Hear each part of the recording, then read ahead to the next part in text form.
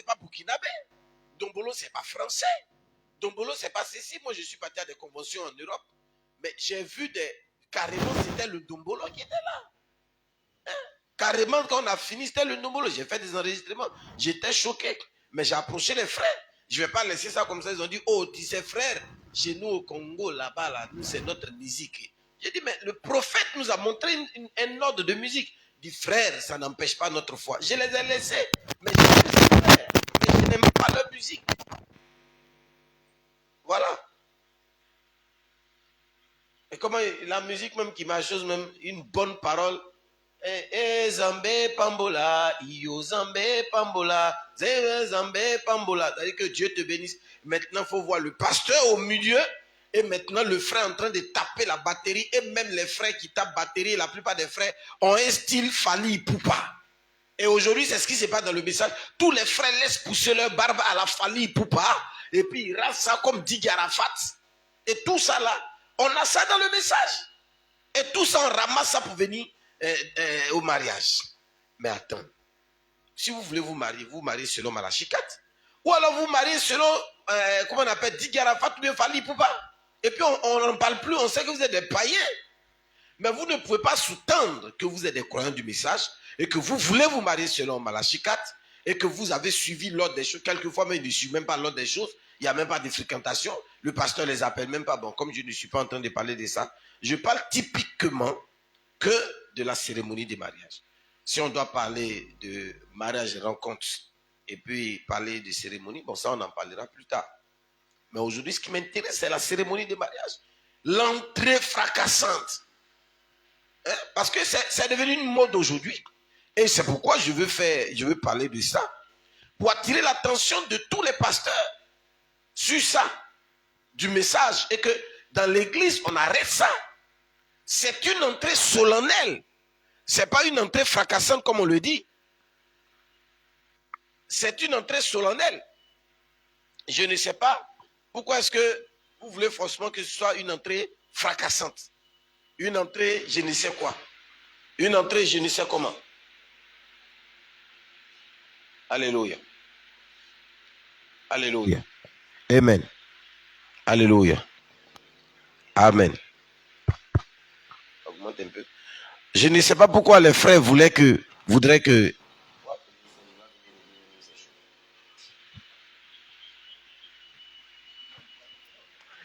Je ne sais pas pourquoi forcément les frères voudraient que ce soit une entrée fracassante et ils font tout pour que ce soit un mariage d'après eux, un mariage féerique.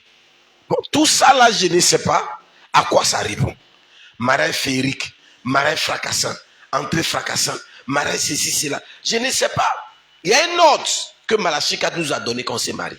Il y a un but dans lequel on se marie. On ne se marie pas pour produire de la joie pour les autres. On se marie pour produire de la joie pour le Seigneur. On se marie pour être un exemple. Et le mariage en lui-même est une évangélisation. Ce n'est pas le message du pasteur qui est une évangélisation. C'est toute la cérémonie des mariages qui est une évangélisation. Mais quand nous on finit de faire nos mariages dans notre petite assemblée ici, à Yopougonsi ici, mais beaucoup de parents veulent même rester. Et il y en a qui restent. On a gagné des frères et des soeurs comme ça. Mais ça, c'est quelle assemblée? Mais votre mariage là, c'est bien parce que par notre comportement et la manière et le message qui vient, le message qu'on donne aux parents, enfin pardon, aux frères, mais ça touche les uns les autres. Et il y a des gens qui viennent après me voir. Pasteur, faut aider mon couple. Faut aider mon couple. Moi, quand ma belle-soeur se mariait avec le frère Bernard, mes beaux-parents après m'ont réuni pour dire, mais on ne savait pas que votre église c'est comme ça. Mais le faux fait, tu vas venir faire église à Beaunois parce que ça, c'est église comme ça, nous on veut partir aussi. Mais qu'est-ce qu'ils ont vu? Je n'ai pas dit, si vous n'acceptez pas Jésus, vous allez partir en enfer. Vous les catholiques là, aujourd'hui là, vous êtes dans notre église, on va profiter de ça pour vous attaquer, vous repentez-vous. Non. J'ai prêché simplement le message. Et les frères ont démontré le message. Le frère en venant, il voulait faire une entrée fracassante et tonitruante. Il avait une canne, chapeau, on lui a fait enlever son chapeau et sa canne. Et puis il est rentré comme un fils de Dieu. Et son mariage a été béni. La rosée est descendue. Ce sont de ces choses dont on vous parle. N'ajoutez pas, ne retranchez pas. il ne faut pas ajouter, il ne faut pas retrancher. Parce qu'en ajoutant et en retranchant, vous êtes en train de dénaturer le message. De sorte que quand il y aura des frères, quelque part, un jour, qui seront en train de faire le mariage selon Malachie 4, vous serez les premiers à les contester et ajouter. Oh frère, c'est vrai, vous faites ça, mais si on a fait comme ça, c'est pas grave. Mais c'est grave. C'est grave. Enlever ou ajouter, c'est grave. Soit vous faites le mariage selon Malachie 4, soit vous ne le faites pas du tout. Et puis ça s'arrête là. Vous voyez. Donc, on ne sera pas long ce matin. On va aller directement pour dire ce qu'il faut. On va toucher juste quelques points parce que le prophète dans la chose a touché. Donc on va juste toucher ces points-là que le prophète a touché. Vous voyez, ce dont nous sommes en train de parler, nous sommes en train de parler de la cérémonie de mariage. La cérémonie de mariage que nous allons avoir ici est une cérémonie de mariage typique de frères et sœurs qui ne vivaient pas en concubinage. Il faut que ce soit clair. C'est une cérémonie de mariage de frères et de sœurs qui ne vivaient pas en concubinage. Mais c'est une cérémonie de mariage de frères et de sœurs qui ont suivi les lois. Le frère a rencontré la sœur, il allait en parler à son pasteur a rencontré la sœur et les deux se sont fréquentés. Après les fréquentations, il y a eu les vœux. Après les vœux, pardon, il y a eu les vœux. Après les vœux, il y a eu dot. Et la dot, on va en parler tout à l'heure. Et après la dot, il y a eu donc mariage, cérémonie de mariage. C'est-à-dire l'octroi du droit d'aller coucher ensemble. Voilà. Mariage, vous venez à l'église et puis nous les pauvres pasteurs, on impose nos petits doigts courts sur votre tête et puis on parle, on crache. Ah bah, Seigneur, bénis les. C'est l'autorisation que vous avez, qui est une alliance dont parle le prophète tout à l'heure, on va lire, qui vous autorise à pratiquer le sexe. Voilà. Il faut qu'on le dise ouvertement. Donc, en dehors de cette autorisation à pratiquer le sexe, mais écoutez, si tu le fais, c'est une désobéissance à la loi fondamentale de Dieu, donc c'est un péché. Et péché signifie que tu ne crois pas Dieu. Parce que le péché, ce sont les conséquences de l'incrédulité. Voilà. Quand tu ne crois pas et que tu as renié les Écritures, c'est là que tu te permets de te masturber, de mentir, de voler, de faire ces choses-là. Parce que tu renonces à la parole. Donc, se repentir, c'est revenir à la parole, au droit chemin. Donc, selon ce que nous sommes en train de dire, le sexe est interdit. Formellement interdit. C'est pourquoi on parle de nouvelle naissance. Sinon, au commencement, Adam devait parler la parole et Ève devait être enceinte et puis elle accouche tranquillement sans douleur.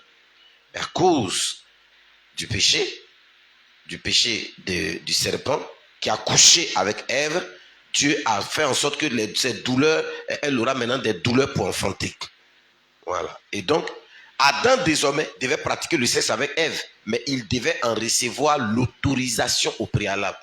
Donc vous convenez avec moi qu'aujourd'hui, pour un homme qui veut vraiment avoir le droit et l'autorisation d'aller pratiquer le sexe avec une seule femme qu'il a épousée, frère, ça dépense beaucoup. C'est des millions, c'est beaucoup d'argent pour pouvoir avoir l'autorisation de pratiquer le sexe. Et quand j'ai l'habitude de taxer, comment on appelle, de taquiner les frères qui veulent se marier, je leur dis dans mon bureau, je dis frère, pour enlever un caleçon qui coûte 500 ou bien trop cher, 2500, tu vas dépenser des millions. Pour un petit caleçon de 2000, tu vas dépenser beaucoup de millions. Parce que Dieu a mis une barrière pour dire à l'homme, tu ne touches pas à cette femme-là, de cette façon-là. Tu es un être surnaturel, un être spirituel, un être divin. Alors c'est par la parole que ta femme va être enceinte. C'est toi qui détiens toutes les semences paroles à l'intérieur. Alors par la parole, tu déclares et la femme, elle porte la grossesse et l'enfant est descendu. Jésus-Christ nous a montré la chose. Une seule parole et l'enfant, Jésus, le corps de Jésus est né dans lequel Dieu a tabernaclé. C'est pourquoi nous parlons de nouvelle naissance. Gloire soit rendue à Dieu. Donc, les pharisiens qui ont posé la question, Jésus leur a dit ça. Il dit c'est à cause de la dureté de votre cœur. Et il va plus loin pour dire, un homme qui répudie une femme, cette femme qu'il a répudiée là, si quelqu'un d'autre la marie là-bas, il a problème. Voilà, cette femme-là, elle commet adultère. Et si un homme marie une femme répudiée, lui aussi là, il a commis adultère. Et l'adultère, c'est grave, c'est plus que la fornication. Voilà, donc, c'est comme tu as péché contre celui au moins qui a commis la fornication, il a péché contre son corps, contre Dieu. Mais celui qui prend la femme de quelqu'un d'autre pour coucher avec elle, il pêche contre Dieu, contre son corps et contre son propre frère, à nouveau. Donc, il y a beaucoup de choses à faire. Et comme nous ne sommes pas là, nous parlons de le frère a fini de faire toutes les démarches. Il veut avoir l'autorisation d'aller pratiquer le sexe. Je parle terre à terre. Il veut avoir l'autorisation d'aller pratiquer le sexe. Alors, c'est une autorisation solennelle. Donc, quand vous devez venir maintenant pour avoir cette autorisation, et puis vous sautez. Vous êtes charnel. C'est-à-dire, je suis heureux d'aller pratiquer le sexe. Donc, pour ça, je dois faire une entrée fracassante avec des sautillements, des ndombolo, des quoi, des machins. Je voyais un jour un frère qui devait venir faire son mariage, et il est chrétien d'après lui. Maintenant, pour rentrer dans la salle de mariage, il dit on doit jouer Koffi Olomide. J'ai dit, aïe frère, il dit non. Là où il a une chanson qu'on appelle Le Lion Rugit ou bien Le Grand Mopa ou quelque chose comme ça. Et puis le gars il chante et puis il fait waouh. Voilà, il dit il aime ça. Voilà, donc et puis il parle et puis le gars dit le lion arrive, les choses comme ça. Donc j'ai dit mais donc toi tu es lion. Il vient dans un mariage qui doit être solennel et c'est Koffi Olomide on joue et puis maintenant il rentre. Puis le gars maintenant quand il rentrait, il avait une démarche. Et le gars, maintenant, comme on a mis la musique, le grand mot pao, le lion arrive. Puis il fait sa démarche.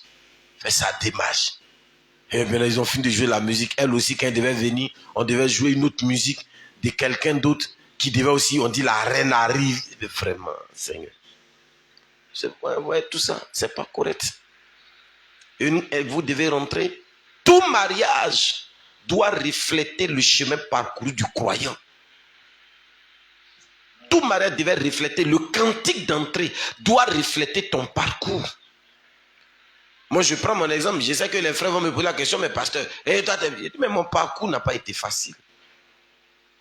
Mon parcours n'a pas été facile. Donc, quand moi je devais rentrer, je suis rentré avec, qu'on appelle, j'ai longtemps erré, sans guide, altéré. J'ai longtemps erré sans guide, altéré. D'un vrai bonheur, mais hélas, mon cœur avide ne trouvait que la douleur. Où sera la main puissante, etc., etc. Ça, c'était mon cantique d'entrée. Beaucoup de frères étaient choqués, mais quelqu'un dit ça là. Mais moi seul, je sais où je suis passé pour arriver à là où je suis. Et aujourd'hui, si Dieu me donne le bonheur d'avoir une femme à mes côtés, et même de pouvoir pratiquer le sexe, c'est une grâce. Je n'ai pas le droit à ça. Mais je sais où je suis passé. Et pourquoi j'ai pris ce cantique. Donc, on ne prend pas les cantiques parce que c'est doux. C'est intéressant à entendre. Ou bien, c'est chic. Et puis bon, ça va aller avec les pas. Ça, je n'aime pas les choses comme ça. On ne fait pas marier ça là. On fait, et puis la mariée vient, azuglazagla, azuglazagla. Non, ça là, c'est le paganisme, ça là. Je ne veux pas ça.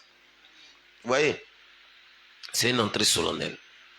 Quand je rentrais, beaucoup de frères, ma mère était arrêtée là. Elle avait les larmes aux yeux. Elle observait. Ah, vraiment. Je lui ai dit, ah, mais c'est quel cantique ça là? Tu veux nous faire pleurer? Toi-même, tu vois, ma vie n'a pas été facile. J'ai vraiment trimé et Dieu m'a formé, forgé un caractère quelque part, pratiquement dans le désert, avant que je n'arrive à là où je suis aujourd'hui. Donc, je lui suis reconnaissant et je lui rappelle combien il a été bon pour moi. Voilà.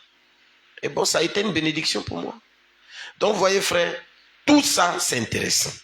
Donc, nous allons commencer par là. Donc, vous avez tous la citation.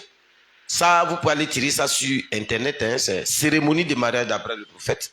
Nous lisons. La musique de mariage joue pendant 3 minutes. C'est de ça qu'on était en train de parler. La musique du mariage joue pendant 3 minutes, note de l'éditeur. Et quand les mariés sont rentrés, le marié rentre d'abord, la mariée ensuite. Quand ils sont rentrés, qu'ils sont devant l'homme de Dieu, alors on demandera qui donne cette femme en mariage à cet homme.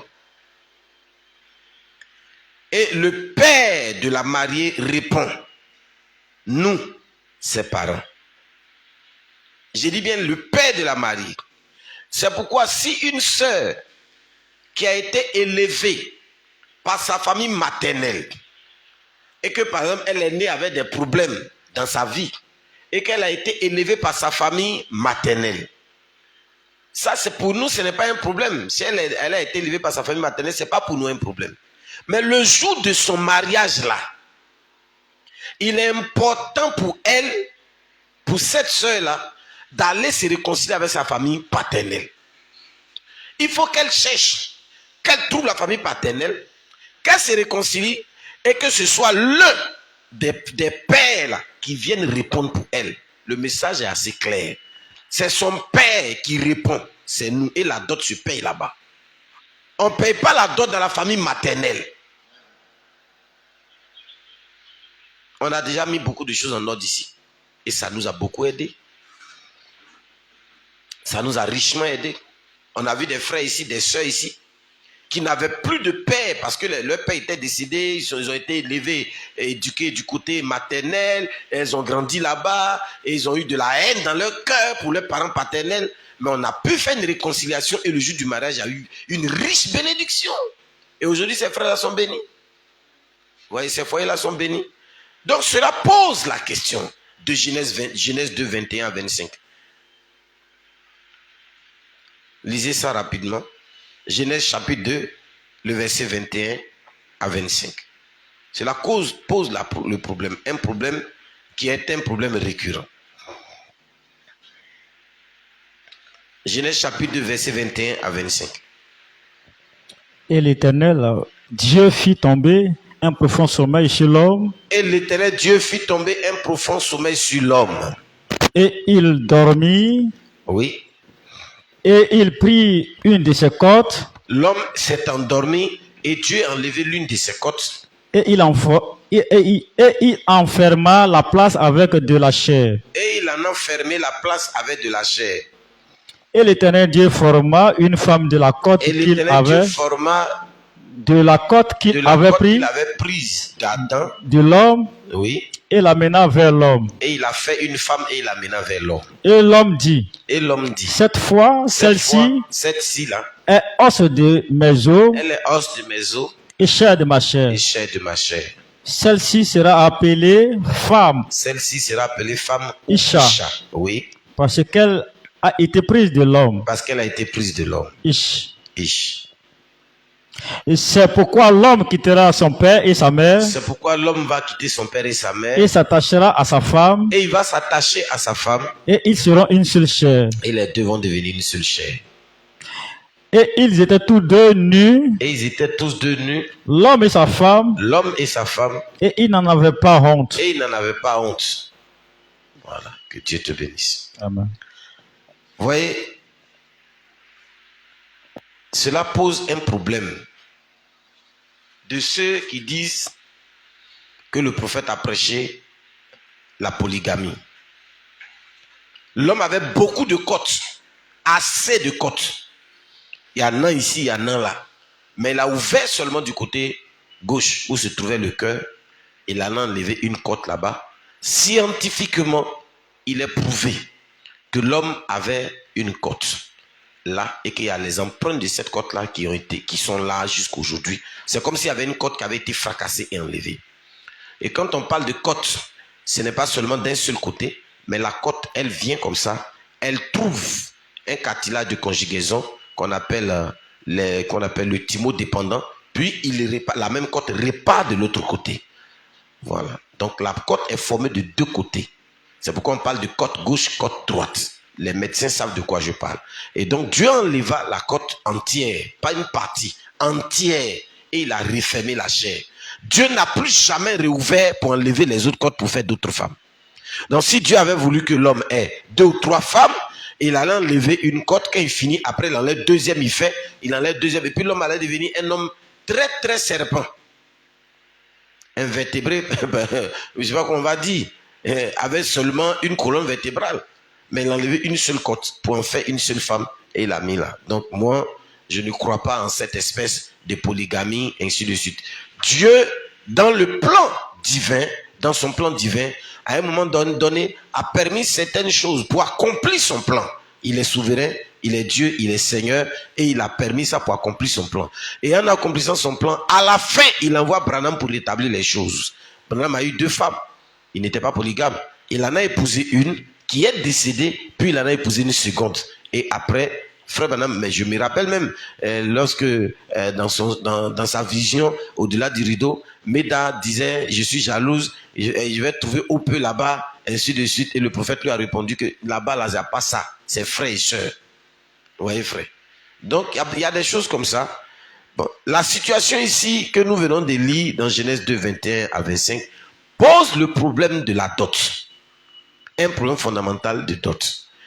Puisque aujourd'hui, dans le message, surtout en Afrique centrale, au Congo, RDC, Centrafrique, Gabon et autres, il y a des frères aujourd'hui qui prêchent qu'on ne doit pas payer la dot. Il y en a même qui disent non, le prophète a donné sa fille sans dot. Mais laissez-moi vous dire que le prophète en matière de dot n'a pas été exigeant. En matière de dot, le prophète n'a pas été de manière explicite. Il est passé sur la chose, simplement. Pour quelle raison? Parce que chez les Blancs, c'est femmes qui payent dot à garçons. Il y a des pays, oui monsieur, il y a des pays occidentaux où, dans la tradition, ce sont les femmes qui payent la dot. Oui. Chez les Blancs, ce sont les femmes, la plupart dans certaines traditions de Blancs, ce sont les femmes qui payent la dot. Et même, il y a des nobles, qu'on les appelle des nobles, chez les Blancs là-bas, chez les nobles, par exemple dans des tribus françaises, dans des régions françaises, c'est qui on veut te marier, si le monsieur veut te marier, c'est vous. Toi qu'on doit marier là, c'est toi qui lui verses la dot. Et avec l'évolution, cette forme de paiement de dot qui est d'ailleurs fausse, si on devait la maintenir, on devait revenir aux Écritures, où c'est Adam qui donne une partie de sa cote, une partie de ce qu'il est, au père de Ève qui est Dieu, et qui peut maintenant marier Ève tranquillement parce qu'elle est sortie de lui. C'est comme un gage pour dire je prends votre fille. Voilà ce que je donne en retour, vous me donnez votre fille. Voilà moi, Adam, ce que Dieu peut prendre de moi et en retour me donne Ève. Donc moi aussi, quand je vais, c'est un gage. Le gage, c'est quoi? C'est comme c'est un dépôt.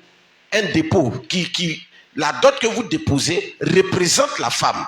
C'est-à-dire, c'est un gage. Je viens, je dis, bon, monsieur, votre femme là, vraiment, je ne peux pas payer, je ne peux pas la payer. C'est un numéro, je ne peux pas payer. Je la veux. Mais je vous donne ça là comme un gage qui montre que je prends votre fille, vous me la donnez. Vous ne me la vendez pas, mais vous me la donnez. Moi, je vais avec elle et elle est là.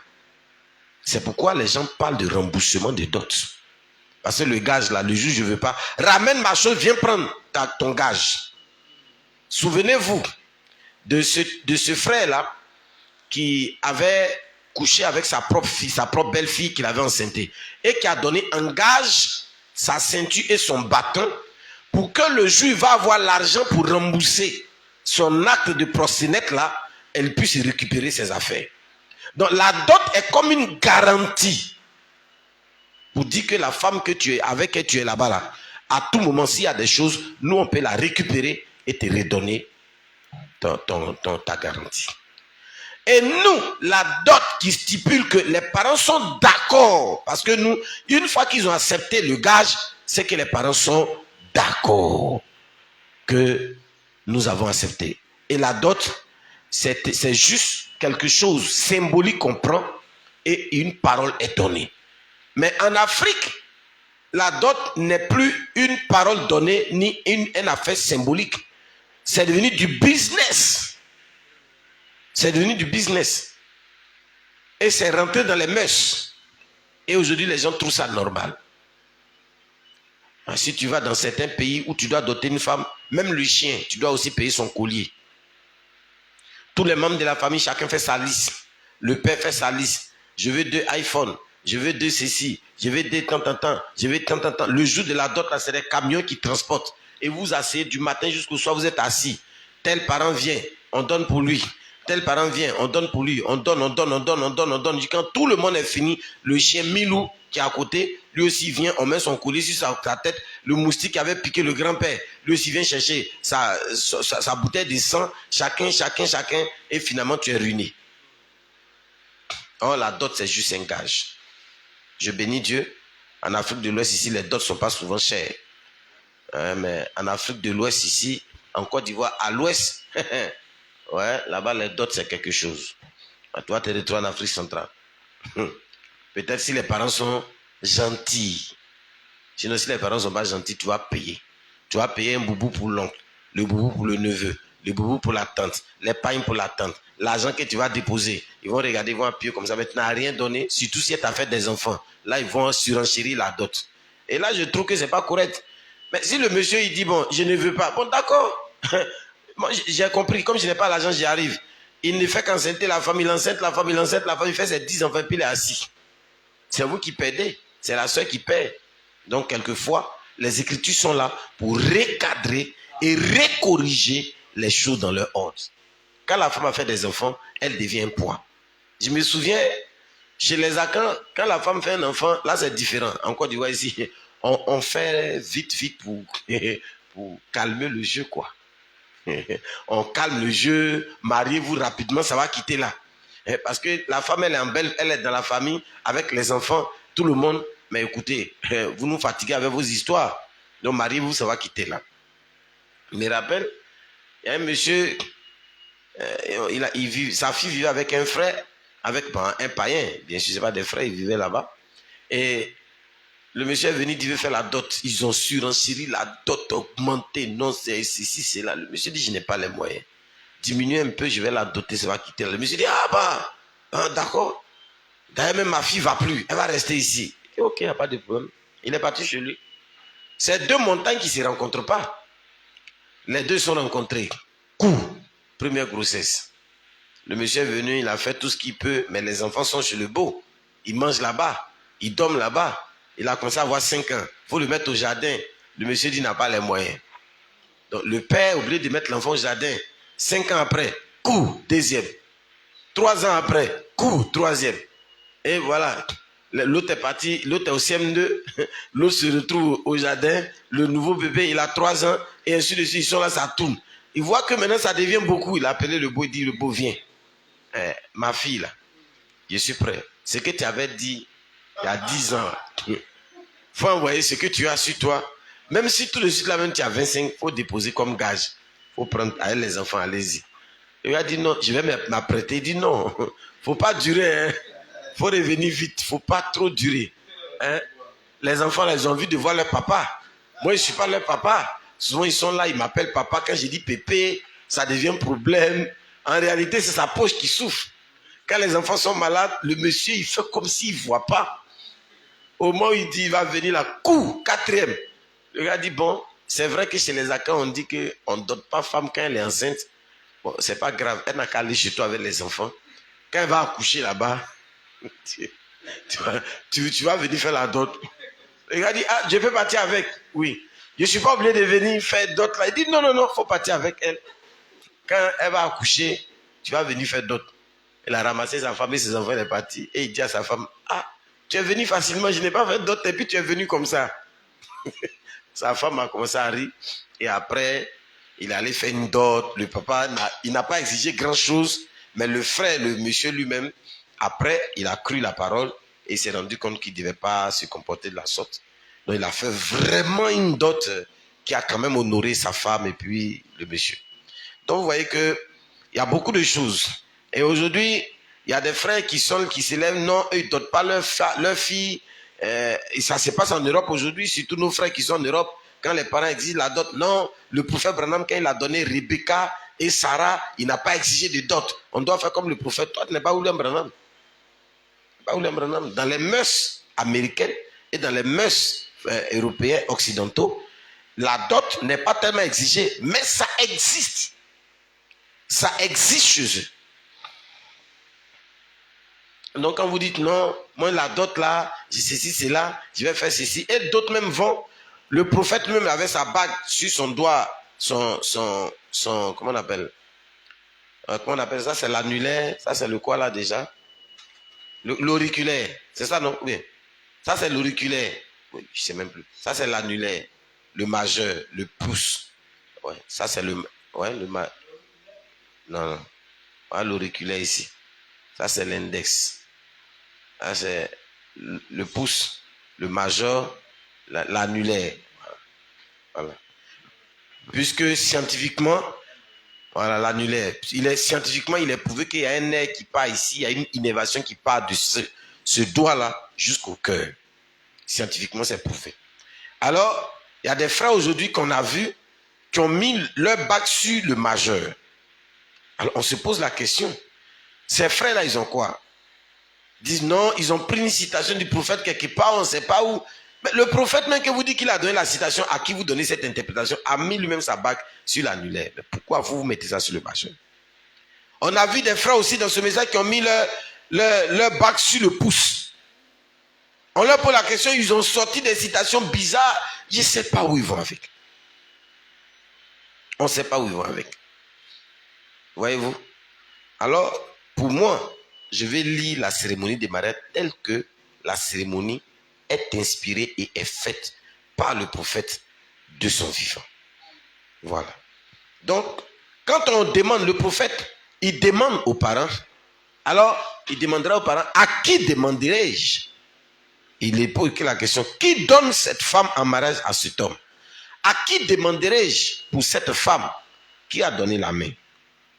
Le père de la mariée, s'il ne vit pas, l'un de ses frères, s'ils ne vivent pas, alors il faut un homme de la famille paternelle de cette femme, un garçon qui est comme le père, qui est comme la descendance paternelle, le sang, le masculin, le Woody de la famille, le Atito de la famille, le garçon de la famille, qui vient et qui répond. Il répond pourquoi? Parce que ils ont reçu un gage et ils sont d'accord pour donner la main à cette fille-là, là-bas. Vous voyez? Ils sont tranquilles, ils sont tout à fait d'accord, ils ne rechignent pas, ils ne disent pas pourquoi, ils sont d'accord, ils donnent la main de leur fille à ce monsieur. Alléluia.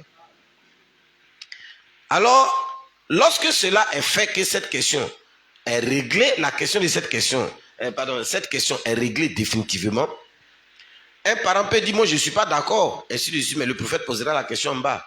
Ou bien s'il n'y a pas quelqu'un qui répond, le pasteur ne célèbre pas le mariage. Il faut forcément que le parent dise, c'est nous qui avons donné la main de notre fille, nous sommes d'accord qu'elle se marie à ce jeune homme. C'est pourquoi souvent vous me voyez, je pose la question aux parents, y a-t-il eu dot? Vous avez accepté la dot? Vous êtes d'accord? Il n'y a plus rien à donner? Vous êtes d'accord? À qui a été le monsieur qui est venu payer la dot? Vous le connaissez? Et très souvent, on donne le micro au parent, le parent désigne le père de la mariée. Le père du marié. C'est lui qui est venu? D'accord. Bien sûr, nous ici, on a pris soin de savoir que ce sont les pères qui ont fait la dot. On est au courant puisque au temps de la dot, au temps de la décision familiale, on envoie toujours un diacre, un ancien pour représenter l'église et nous voyons exactement que tout s'est passé selon Malachie 4. Alors quand on pose la question, c'est pour l'assemblée. Lorsque les parents sont d'accord et qu'ils disent, on pose la question au papa, vous avez doté une fille? Oui, on a doté une fille. C'est laquelle? C'est cette fille-là. Ah, d'accord. Donc tout le monde sait qu'il y a eu un gage qui a été déposé pour telle sœur et que les parents ont reçu. Il n'y a pas eu de problème. Alléluia. Maintenant, une fois que cela a eu lieu, la suite revient maintenant à nouveau au pasteur et le pasteur répond, chers bien-aimés, nous sommes réunis ici devant Dieu et devant cette assemblée pour unir cet homme et cette femme par les saints liens du mariage. Voilà. Ou bien par les liens sacrés du mariage. Et Paul a ordonné que ce soit honorable devant tous les hommes. Alors, on ne doit pas s'y aventurer à la légère ou d'une façon inconsidérée. Voilà. Et c'est là que très souvent je pose la question au mari pour dire, frère, vous êtes en train de vous engager dans quelque chose de solennel et saint et pur. Si vous n'êtes pas convaincu, vous avez encore l'occasion de retourner ou d'arrêter. Voilà. Si vous voulez, on continue. Les mariés disent, on continue, ils sont d'accord. Alors, on ne doit pas s'aventurer à la légère ou d'une façon inconsidérée, mais avec révérence, sobrement, sérieusement et dans la crainte de Dieu. Frère, dites-moi, quelqu'un qui vient au mariage avec révérence, c'est-à-dire avec respect, sobrement, c'est-à-dire humblement, sérieusement et dans la crainte de Dieu, est-ce que cet homme-là a le temps de sauter le mapuka ou le ndombolo dans l'église? Il ne peut pas avoir ce temps-là. Parce qu'il va marcher avec révérence, respect, sobriété et sérieux. Il ne peut pas avoir le temps de... C'est pas possible. Quelle que soit la musique qui va l'accompagner, sa démarche sera sérieuse, solennelle et respectueuse. Les paroles de la musique qui l'accompagne doivent être plus parlantes que sa personne. Les paroles qui l'accompagnent là doivent être des paroles plus parlantes que sa personne. Voilà. Mais on voit souvent des frères, ils s'aventurent, peut-être même d'autres vont prendre de l'eau pour boire, des frères qui ont des démarches, des soeurs qui sautent à gauche, à droite, d'autres même qui vont faire leur robe, et puis arriver dans le temple là-bas, tu entends, oh yo yo, oh yo yo, oh yo yo, non, on peut concevoir et comprendre que vos parents païens à qui vous avez parlé de la solennité, l'aspect solennel du programme qui arrive, qui ne se contrôle pas, d'autres aussi vous ne l'avez pas parlé, quand ils arrivent, on connaît, nous les Africains, que nos mariages sont en, comment on appelle, emprunts et pointillés quelquefois de beaucoup de youyou. Alléluia, d'autres même vont siffler, comme nos frères Yacouba Guéré, là même vous êtes morts. Ils vont même siffler, c'est nos frères bêtés là, c'est gâté. Ils vont danser le bébé. Ah, tiens, ils vont siffler. Quand tu vas parler, laissez. C'est nous. Par exemple, la mariée, par exemple, quand elle va dire, on a gagné, on a pris gros lot, on a gagné coupe. On a marié. S'ils ont marié notre ethnie, ils vont faire un peu des blagues apparentées, juste pour se moquer. Nous, les Yacouba, c'est nous, gros cœur. Vous les baoulés là, on vous a marié. On vous a marié. Voilà, des choses comme ça. Bon, ça c'est vraiment dans la cour de l'église, mais pas dans le temple. À la mairie, vous pouvez vous amuser comme ça. Dans la cour de l'église, vous pouvez sauter, faire ce que vous voulez, siffler, mais pas dans le temple. Dans le temple, il n'y a pas les you. Ya. La sœur rentre avec sa musique.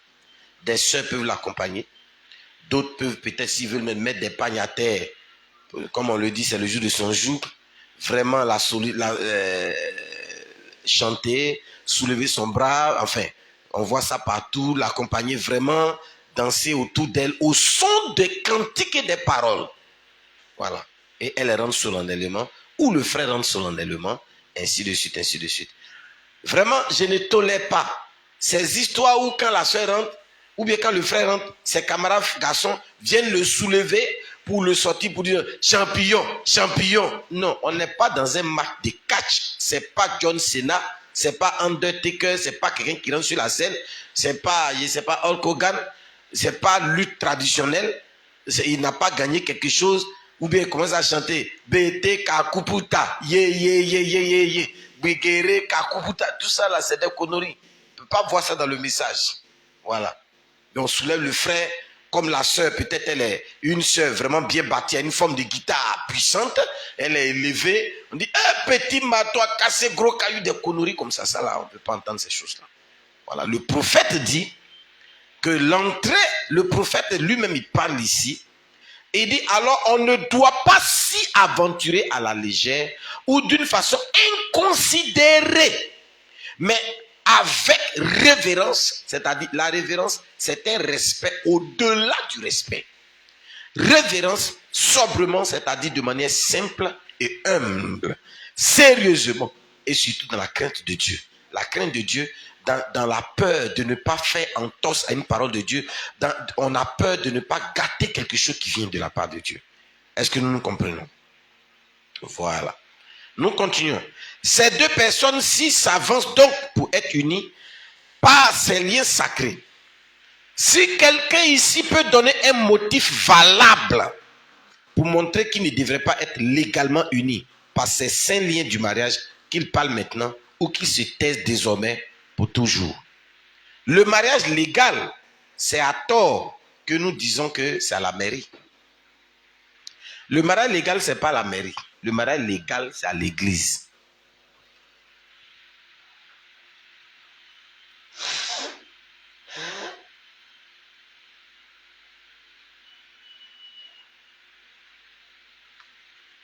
Je parle pour rectifier les choses selon le message. Amen. La légalité constitutionnelle, qu'est-ce que c'est? Il y a eu un toss dans la Constitution. On ramène la Constitution à sa place où c'était ce qu'on appelle la légalité.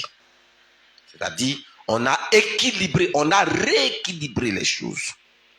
La mairie te donne un papier. La mairie n'est pas une autorité spirituelle. Elle est une autorité administrative.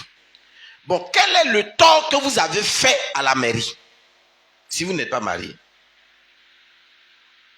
Ça ne fait pas qu'aucun texte de la mairie, il n'y a aucune loi municipale, il n'y a aucune loi de la Constitution qui n'est pas, qui est, comment on dit ça, qui est en souffrance, ou bien qui n'est pas appliquée, donne-moi le mot frère, qui est enfreinte, si vous n'êtes pas marié. Avec le papier, vous n'êtes pas marié. D'ailleurs, quand vous mariez, eux-mêmes, ils vous félicitent en vous donnant un peu d'argent sur vos enfants et tout, et tout, et tout. Quand vous êtes marié, votre salaire change un peu. Et votre statut change un peu. Bon, on trouve que vous êtes sérieux. C'est tout. Donc, je ne vois pas et je ne comprends donc pas ce qui peut constituer quelque chose qu'on appelle mariage légal à la mairie. Je suis désolé. La légalité se passe à l'église. Parce que c'est à l'église que vous avez enfreint à une loi maritale, à une loi conjugale. Et c'est là qu'il y a une légalité constitutionnelle à établir ou à rétablir. Qui est que vous ne deviez pas pratiquer le sexe. Aller se coucher sur une femme, vous ne devez pas pratiquer le sexe. Voilà. Mais aujourd'hui, vous dépensez des millions pour aller enlever juste un caleçon de 500. Et donc, vous avez besoin de rétablir la légalité. Et il faut des représentants de celui de la loi, de celui que vous avez enfreint la loi, dont vous avez enfreint la loi. Et celui-là, c'est l'Éphésiens 4 qui remplit les conditions et les critères de l'appel au ministère.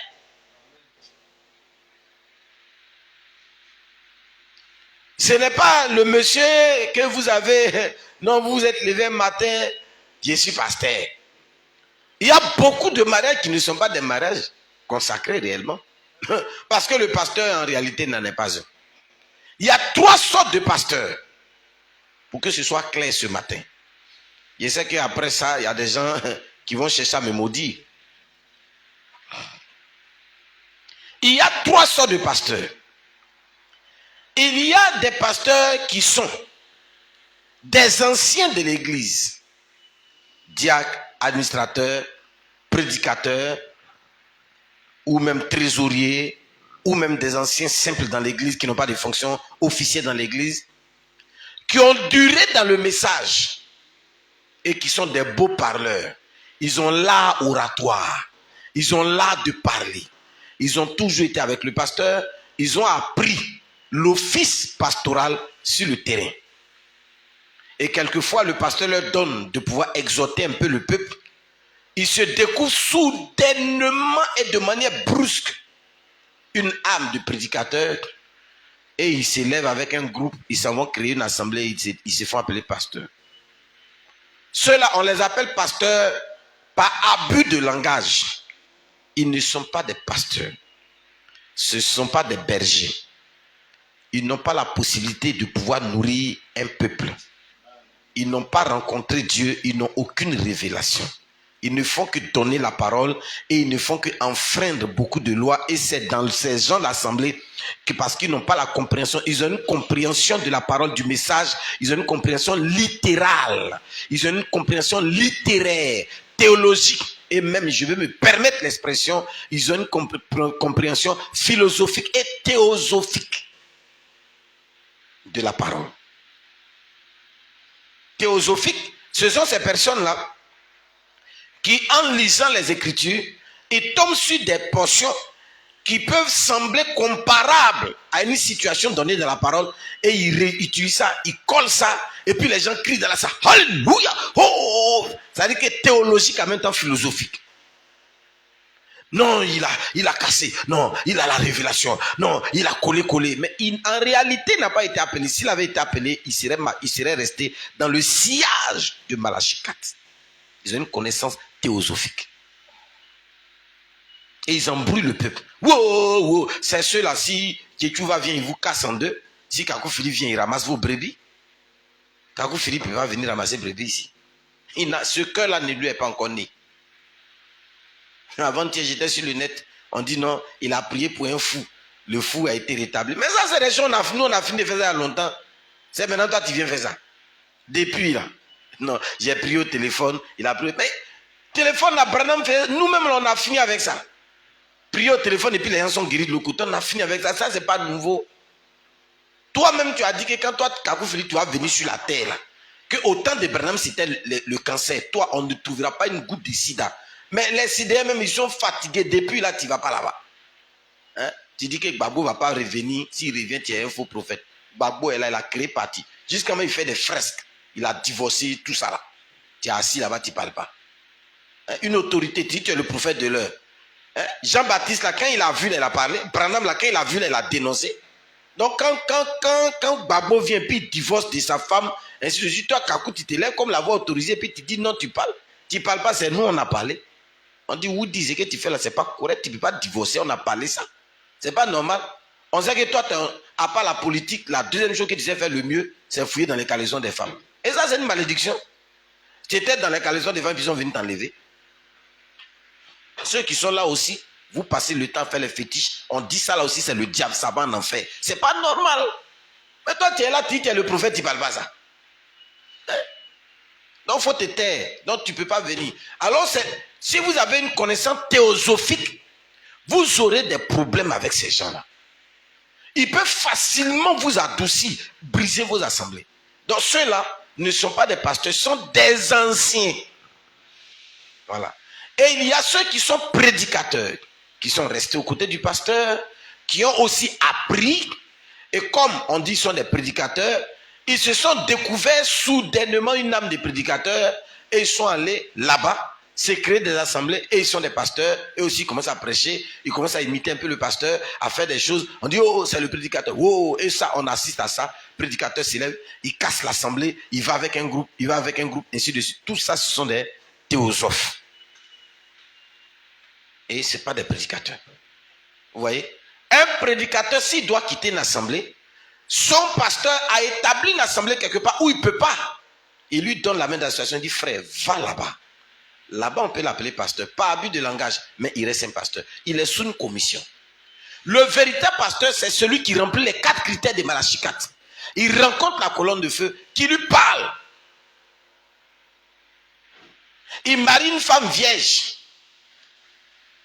Il reçoit, il est confirmé. Il parle et Dieu agit. Quand il remplit ces critères-là, voilà quelqu'un qui a le droit de vous imposer ses 10 doigts pour que vous soyez bénis dans le message, dans le mariage, pardon. Si vous n'avez pas rencontré un tel homme, il faut poser la question à ton pasteur, là, lui qui t'a marié. Et puis tous les jours, tu es là, je ne comprends rien dans mon problème, dans mon foyer, dans ma maison. Il faut lui poser question. Est-ce que lui, il est confirmé? Est-ce qu'il remplit les critères là? S'il ne remplit pas les critères, il faut choisir, il faut chercher quelqu'un qui remplit les critères. Ça là, quand on prêche ça en Côte d'Ivoire ici, Chaya, il veut dire quoi? Mais je ne vais rien dire. Est-ce que moi j'ai parole? Moi je suis venu trouver Branham a dit. Je ne fais que répéter ce que Branham a dit. Voilà, ceux qui sont là, qui racontent des bêtises à mon endroit, non, ils prennent des bouts de citations pour interpréter. Apparemment, ils ont peut-être bu l'eau dans leur nez ou dans leur cerveau, quelque chose ne va pas là-bas. Ce que le prophète a dit, ce ne sont pas des bouts de phrases. Voilà, donc si vous n'êtes pas qualifié, asseyez-vous. Voilà, on a vu des gens qui sont ici aujourd'hui, qui sont levés. Non, nous, on est devenus, comment ils appellent ça là même là, joueurs des bandes. On se promène. Hein, dans les bandes là, le Chaya, il dit qu'il faut être confirmé, il faut faire ceci, il faut faire ceci. Joseph Branham, il est confirmé, il remplit les critères là. D'Éphésiens 4, là, il remplit ça avant de vous parler. Vous n'êtes pas des Éphésiens 4, donc c'est tout à fait normal qu'à n'importe quel lieu où vous arrivez, tout le monde, moi-même mes enfants, la maison n'a plus supplé. À la maison, on écoute bande jusqu'à... nous-mêmes là, on est fatigué, mais on est dedans. Parce que c'est notre vie. Vous voyez? Donc, nos enfants, quand je suis là, fils, appuie sur play là-bas. Et puis le prophète, et puis on est dedans. Dans ma voiture, quand les enfants, papa, au lieu de là, le prophète, il dit, ah d'accord, appuie le bouton, play, et puis le prophète parle. Ça, on n'a pas besoin d'être confirmé pour jouer bande. Mais si tu conduis l'assemblée, même où tu dois jouer bande, il faut que tu sois confirmé pour pouvoir conduire l'assemblée. Ce sont des critères infaillibles. Donc, je ne veux pas venir dire ça. Et vous allez venir maintenant, quand il s'agit de célébrer le mariage, vous ne pouvez pas, parce que réellement, vous savez que vous n'êtes pas appelé. Alors, vous mettez une bande où le prophète célèbre les mariages. Bon, donc, vous êtes dans l'église, c'est pourquoi. Vous êtes assis là, c'est pourquoi. Donc, ça confirme que Dieu ne t'a pas appelé, donc il faut t'asseoir. C'est pourquoi j'aime les bandes. Et j'ai toujours dit que les bandes là confirment le pasteur de l'église. S'il est un vrai pasteur, ça va le confirmer. Si c'est un faux, vous allez voir que au fur et à mesure qu'il joue les bandes, le prophète voit que le peuple voit que il parlait ici avec les citoyens. Donc on commence à comprendre. Prends ta fiche. On commence à voir que le pasteur. Donc le pasteur, il ne remplit pas les conditions. Parce qu'il va jouer les bandes. Les bandes vont décrire réellement tout. Et le peuple va dire, mais pasteur, le prophète vient de dire tant tout à l'heure, il a dit ça. Mais est-ce que le pasteur va se rendre compte que Dieu, c'est pas normal. Bon, laissez ça. Le prophète a dit. Mais si tu étais réellement confirmé, tu ne vas pas dire le prophète a dit, mais voilà, en tant que confirmé, je peux célébrer le mariage. Donc si quelqu'un n'est pas confirmé, il ne célèbre pas mariage. Il s'assoit. Voilà. Je sais que ceux qui vont écouter ça, les commentaires qu'ils vont mettre sur YouTube, ils vont me tuer avec ça. Devons-nous attendre au Seigneur? Voyez-vous, c'est nous qui parlons tout le temps. Nous ne lui donnons pas la possibilité de nous parler à son tour. Voilà, on continue.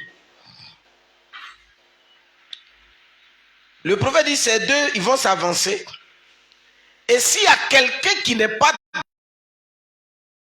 mariage, où la femme là, elle est dans un autre lien de mariage qui n'a pas été déclaré, et le conjoint là, c'est-à-dire lui qui a contracté, ou bien celle qui a contracté le mariage vient dire, monsieur, ce monsieur là, il m'a fait vœu. Oui, monsieur Doré Guillaume là, il m'a fait vœu de me marier. Et puis il n'est pas venu me marier. Et j'apprends que c'est la sœur qu'on fait Salimata, il vient marier. Donc je suis venu me présenter. Et comme nous ne croyons pas en la polygamie, voilà encore un autre point de la polygamie qui ne marche pas. Et comme on ne croit pas en la polygamie, on va demander à frère Doré, on annule le mariage, ou bien elle passe à la place de la sœur. Sœur, il faut te mettre de côté. Mais oui, parce qu'il a déjà fait vœu à celle-là, ils sont déjà mariés. Oui, il y a une première, il n'y a pas deux ici. Il n'y a pas deux côtes qui ont été enlevées. C'est une seule côte qui a été enlevée. Vous voyez, frère. Donc on le met de côté. Et puis bon, le mariage est dissous comme ça, c'est fini. Donc c'est une cause valable. Amen. Ou bien pendant qu'ils sont en train de se marier, un monsieur quitte là-bas, il vient dire, frère monsieur Guillaume, je n'ai pas affaire à vous, j'ai affaire à la sœur Salimata. Celle-là, j'ai déjà fait son coco. Il faut quitter là. C'est un motif valable. Donc il a déjà fait son coco. Passe ici, on va aller terminer d'autres là. Pasteur, je reviens. Dans 2 minutes, tu vas nous remarier. Voilà. Ça, c'est ça qui constitue un motif valable. Non, celui-là, c'est un ancien prisonnier. Ce n'est pas un motif valable. Il a volé mon argent. Voleur, c'est Mariba. Ce n'est pas un motif valable. Non, il est sorti avec ma femme. Il a commis adultère. Dans les années passées, ça a été réglé, c'est fini. Ça, ce n'est pas un motif valable. Non, celle-là, c'est une femme djandjou. Moi-même, je l'ai rencontrée dans Maki. Oui, c'est vrai, vous avez fait vos djandjouya. Elle s'est repentie, elle est là. Ce n'est pas un motif valable. Donc, vous voyez, s'il y a un motif valable, le motif valable, là, c'est si l'un d'entre vous a donné parole ou a uni à quelqu'un d'autre, quelque part, et puis on ne le sait pas. Donc, celui-là, il a le droit de venir s'imposer parce qu'en réalité, on est en train de voler sa femme ou alors on est en train de voler son mari. Donc, il vient pour récupérer son dû. Donc, voilà ce que c'est que le motif valable. Je le fais pour vous, les anciens, parce que les anciens, quand le pasteur célèbre le mariage, ils doivent savoir ce que le pasteur est en train de faire.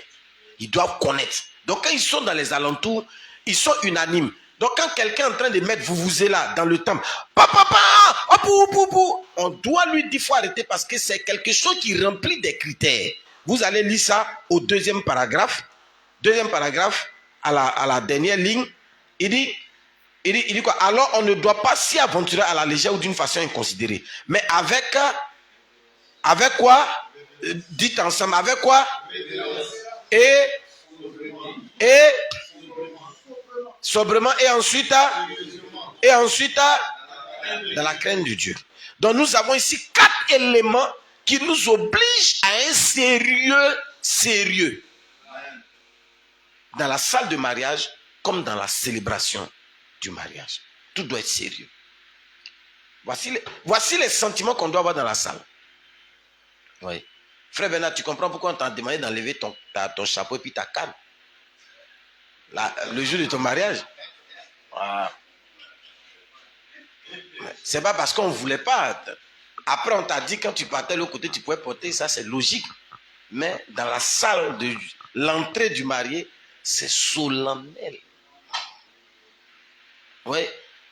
Frère, c'est des choses que dans les assemblées du message, les frères négligent. Donc on laisse le mariage se faire comme ils veulent. Et après, il y a des bêtises qui se produisent ou qui se reproduisent.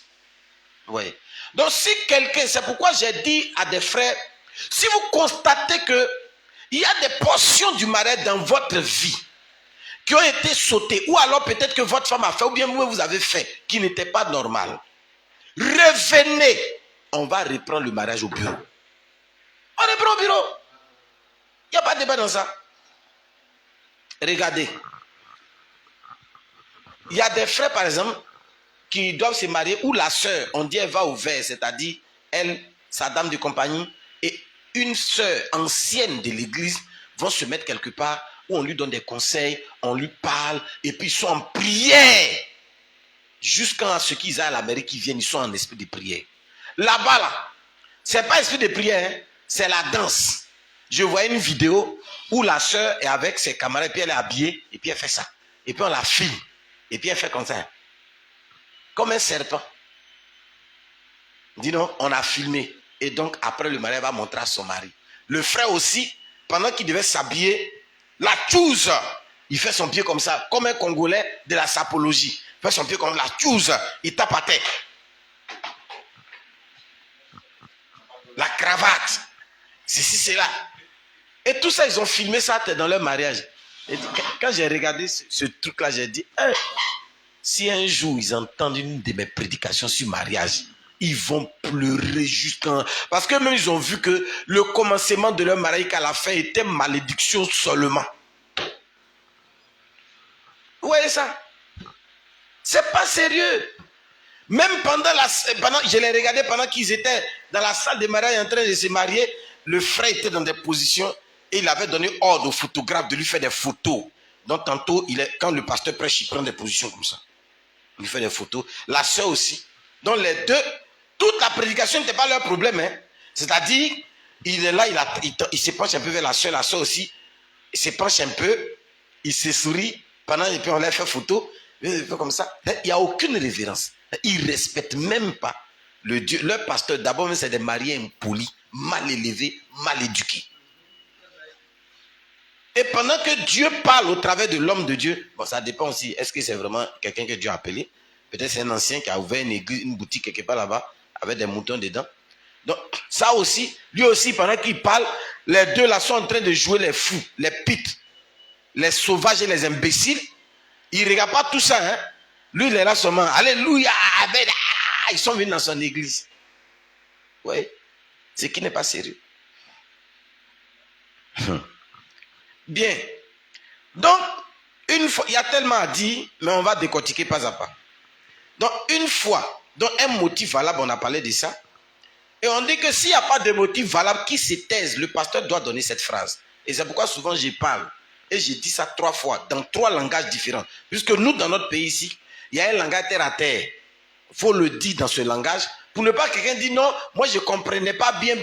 Non, je te dis ça bien. Quelquefois, je demande aux parents, je leur donne le micro aux parents, ils n'ont qu'à dire ça dans la langue. Quand on dit dans ta langue, là, tu ne peux pas venir demain dire non, c'est-à-dire, c'est déjà fini son mari. C'est fini ça. On passe à autre chose. Et je vais profiter pour dire en même temps. C'est-à-dire, je prends l'exemple de frère Guillaume, c'est mon petit frère, c'est lui que j'ai moyen, donc c'est lui que je vais attaquer. Je suppose qu'il avait dragué une femme quelque part qui était venue dire. Et puis bon, ils se sont fait vœu. Et on a donné cette phrase. Et elle n'est pas venue. Est-ce que pour autant, ça fait qu'il n'est pas lié à la femme? Il reste toujours lié à la femme. Parce qu'il a fait vœu là-bas. Et nous, on a béni ce mariage-là. Si elle revient, on ne peut plus casser. C'est fini. Il est devenu polygame comme ça. Donc lui, il sait que dans l'église, il ne peut pas prendre scène. Et quand il n'a droit à rien dans l'église. Lui, son salut ne dépend pas de nos prédications. Ça dépend de la volonté du Seigneur. C'est ça le problème. Lui, s'il doit être sauvé là, ce n'est pas en écoutant Branham qu'il sera sauvé. Il peut pratiquer la parole pour être bien gardé, en espérant qu'un jour Dieu, dans sa souveraineté, ait pitié de lui pour le sauver de son âme. Oh, pauvre pécheur. Maintenant et à l'heure. Ouais, frère, on n'est pas encore à question-réponse. Il faut écrire question là pour garder. Il faut écrire question là, tu vas garder, pardon. Oui. Donc, frère Doré reste marié à la sœur. Il est marié à la sœur. Seulement que nous, on sait que ce frère-là, il a 2 femmes. C'est une simulation que j'ai faite. Je n'ai pas dit Doré n'a pas. J'ai dit si. C'est une condition. Après n'attachez pas mon frère. On vous connaît. On vous connaît. C'est pour venir attacher le frère pour dire on va là-bas, on connaît que tu as 2 hein? Qu'elle se taise à jamais. C'est-à-dire qu'elle va venir parler là, on s'en fout de ce qu'elle a dit. On ne s'occupe plus de ça. C'est la femme du frère. Mais seulement que il peut plus, lui aussi ne peut pas se détacher d'elle. Frère Branham, dans mariage et divorce, dans mariage et divorce, il dit tel que ça est, que les frères restent dans leurs conditions. Autrement, leurs conditions seraient pires qu'avant. Dieu seul tranchera. C'est pourquoi à chaque mariage et divorce, nous appelons à un temps de repentance et que les frères retournent. C'est pourquoi il est important, chaque année, de faire séminaire, de faire des moments sur mariage et divorce pour que les frères aient le temps de se repentir et que le Seigneur mette fin à certaines choses dans la maison. En décembre, nous aurons ça. À cause des travaux de l'église, on ne l'a pas fait. Mais en décembre, là, on aura ça dans les congés. Là. Parce qu'on a beaucoup de petites soeurs qui ont grandi. C'était 2 temps là. J'ai vu des citrons devenir des oranges et j'ai vu des oranges devenir des pamplemousses. Donc là, il y a beaucoup de soeurs qui sont passées à un autre. Nos enfants qui sont nés avant-hier là. Je vois beaucoup de gens maintenant qui commencent à marcher avec des démarches bizarres. Donc tout cela, il faut qu'on leur parle. Vous voyez un peu? Vous comprenez un peu de quoi je suis en train de parler? Voilà. Donc, une fois que la personne qui doit parler n'a pas parlé, qu'elle se taise, le prophète et le pasteur maintenant dira, vous savez sur vos papiers, lisez avec moi, j'exigerai Et vous sommerez tous deux, comme vous devrez certainement en répondre au jour du jugement, alors que les secrets de tous les cœurs sont dévoilés. Si l'un de vous deux connaît un obstacle à ce que vous soyez unis par les saints liens du mariage, confessez-le maintenant, car soyez assurés que pour tout couple uni autrement qui ne l'autorise la parole de Dieu, le mariage n'est pas valide. Ça, le prophète est en train de dire que si quelqu'un parmi vous a un secret qu'il a caché, il faut le dire ici. Sinon, autrement, votre mariage ne sera pas valide. Entre autres, vous êtes fiancés, vous avez couché ensemble avant le mariage. Dans le temps de fréquentation, vous avez caché. Le jour où on va découvrir ça, c'est un mariage qui n'est pas valide. Allez-y lui parler là-bas. Lui qui est en train de faire bruit là.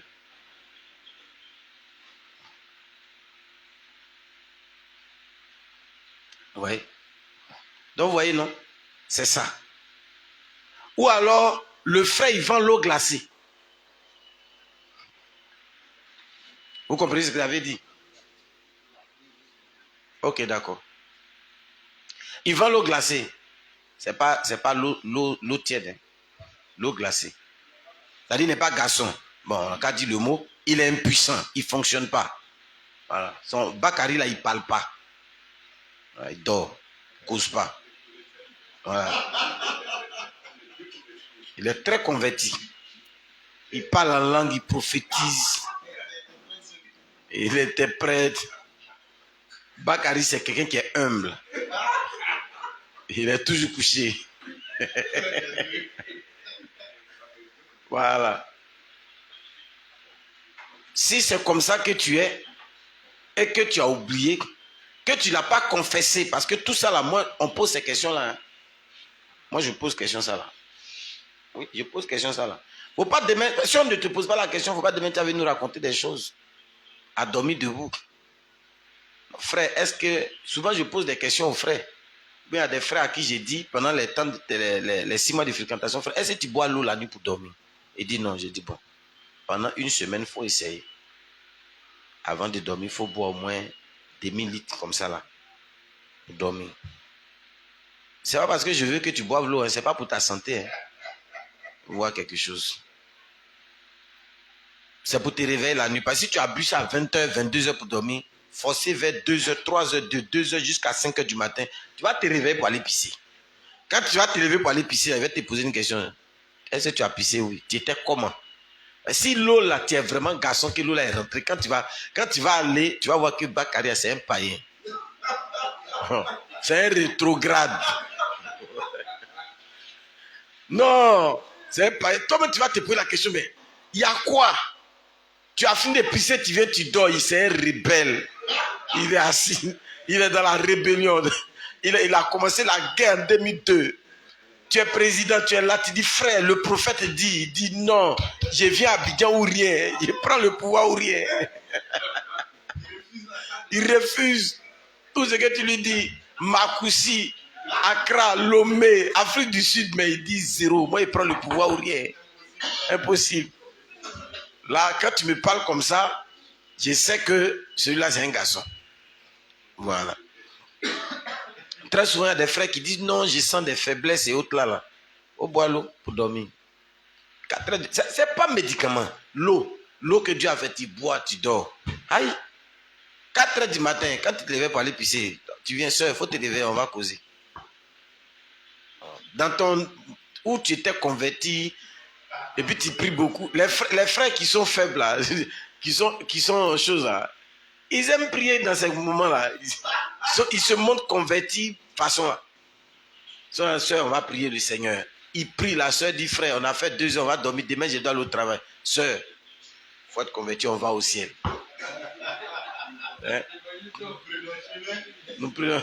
Oh, en temps normal là, s'il y avait une rébellion entre ces deux pieds, quand la soeur parle, il dit, soeur, mais on a fait 1 heure, c'est bon. Le Seigneur lui-même là, il a dit, le prophète Jésus m'a dit, vous n'avez pas veillé 1 heure, on a déjà veillé 1 heure. Passons à autre chose.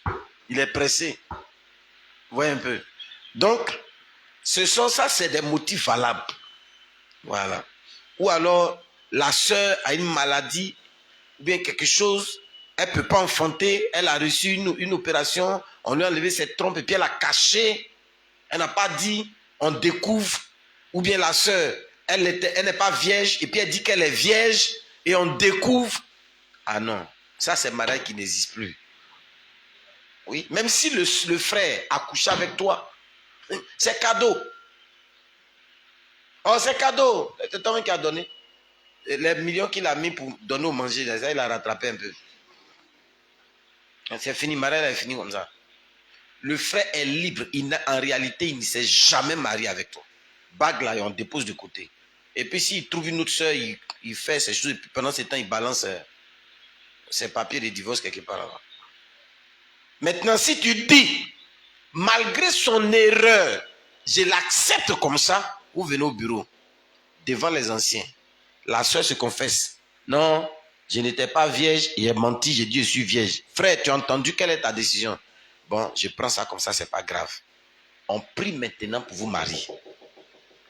C'est maintenant là, on va vous imposer les mains pour vous marier. Pour ne pas que ce soit un scandale, on n'en parlera pas à toute l'église. Mais les anciens et moi, le pasteur, nous savons que le mariage qu'on a fait la dernière fois où on a mangé les cuisses de grenouilles là, c'était pas bon mariage.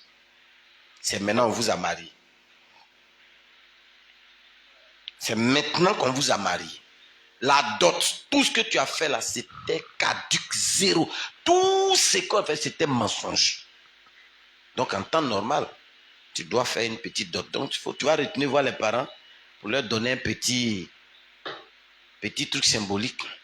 Genre un petit merci, un petit truc quelque part. Regardez ici, c'est pas là-bas. Donc voyez un peu. Voilà. C'est comme ça qu'on a repris la dot de certains frères. Ah oui? Ah oui. Voilà. Là, eux, ils ont été clairs. On est parti, on dit, moi, je suis venu redoter ma femme. Non, tu as déjà doté, dit non. Premier qu'on a fait là, il y a des choses bizarres dedans, c'est pas normal. Aussi, si nous découvrons que pendant la dot, la sœur a mis son argent dans la dot, il n'y a pas quelque chose de biblique là-dedans. Adam a donné. On a vu Jacob lui-même souffrir. On n'a pas vu aucune de ces deux femmes l'aider. On n'a jamais vu dans quel coup toi, femme, tu vas donner ton argent. On a vu des femmes, de frères là, il paye un frère. Il a complété d'autres là 100 000. Toi-même, tu peux te doter. C'est caduc. Tous les pains que tu as donnés, c'est zéro. On retourne là-bas, tu refais la dot normalement. Voilà. Frère, ce que je vous dis, c'est la vérité. Refaites, vous allez voir comment ça fait. Si vous n'avez pas fait ça. Il est l'heure est passée beaucoup. Ouais, il est là, non? Voilà. Faut dire, il n'a qu'à patienter. Il n'a qu'à venir s'asseoir, on va prêcher. Il n'a qu'à patienter. Il n'a qu'à patienter un peu. On a presque fini.